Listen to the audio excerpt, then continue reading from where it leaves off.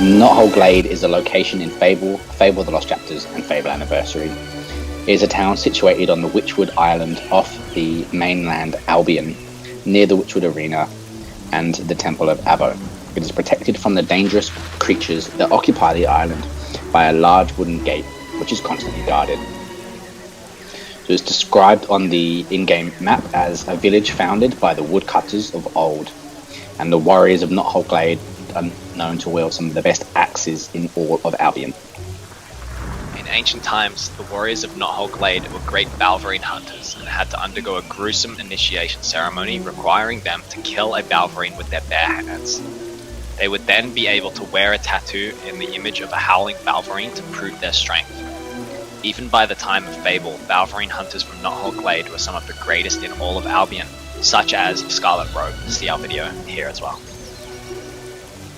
The village is led by a chieftain who also runs the local fistfighters gang.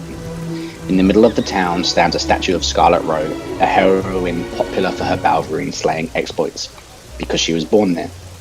Despite being one of the larger towns in Albion, Knothole Glade is perhaps the least safe, commonly suffering attacks from both Balverines and bandits alike.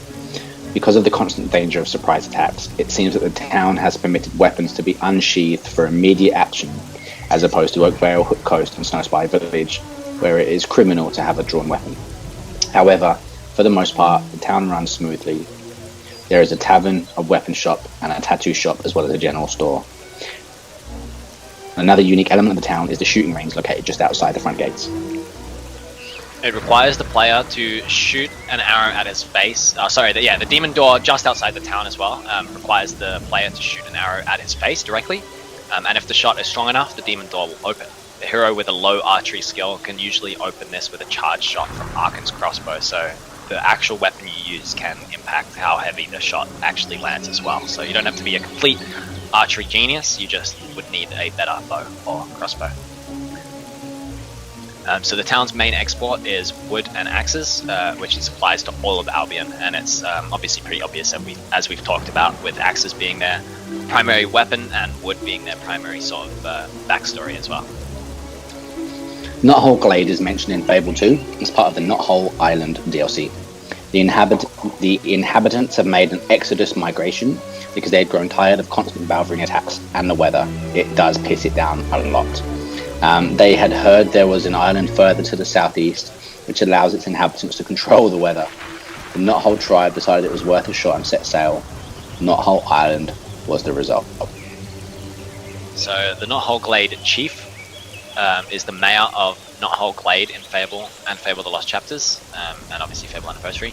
He is involved in all of the quests, so the White Balverine, Break the Siege, the ransom victim, and the Knothole Glade chief can be seen briefly speaking to Thunder during the quest Collecting an Arena Soul. After the hero defeats the White Balverine, the chief is directly responsible for his nomination to the Witchwood Arena, so pretty cool dude. The chief is also the leader and the toughest fighter of the local fist fighters gang. So and that is a bit of a pain in the ass to fight him, sorry. He is tough, yeah, he is very tough. In TLC, unlike the first version, Knothole Glade cannot be completely owned. It is unknown why this has been made, but it may be that by adding quests for the chieftain, the developers made him unkillable, and thus the player cannot own his home. During the White Balverine quest, before fighting it, you can go to the armory and tattooist and find that items have been left on their display stands, all of which can be stolen. You can also do this during the Break the Siege quest, and you can exploit this continuously for free weapons, armor, and augments. There is a silver key buried in the center of circles of ferns, which can be found at the back of the space between the marital house and the house next to it. And I believe the marital house was the original house of the White Balverine, the huntsman and his wife, from that as well. In Fable the Lost Chapters, there is a bug in which, after the White Balverine quest, one of the villagers, including shopkeepers, will be permanently removed from the game, and there is no known way of preventing this. So sometimes your save file might just be completely screwed, because random NPCs from Knothole Glade just won't appear again after the White Balverine quest. That sucks. So, yeah, it does suck. It massively sucks. One of those annoying things in games, but what can you do? So that's really it. That's all we have for canon of Knothole Glade.